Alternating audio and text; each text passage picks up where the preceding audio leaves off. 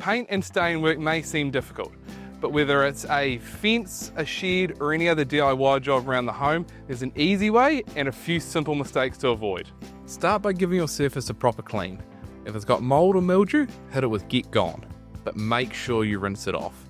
Let it dry completely before you even think about painting. Not sure whether to paint or stain? Here's how to choose.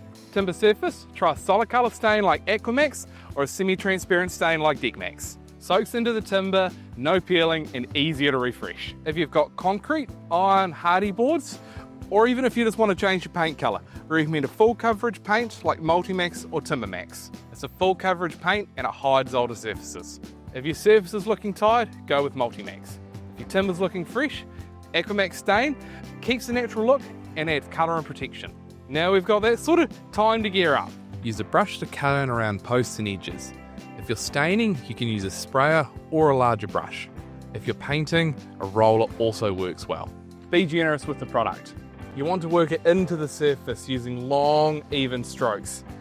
Not enough product means it won't soak in and you'll end up with a patchy, uneven finish. Make sure you remove any excess. Picking a dry day is important. Ideally warm, but slightly overcast. Painting in direct sun can cause a product to dry too fast, and that can cause some patchiness. Painting and staining isn't hard. Prep it well, choose the right product, and don't be afraid to get stuck in. Get your MasterMax products, only available at Mitre 10.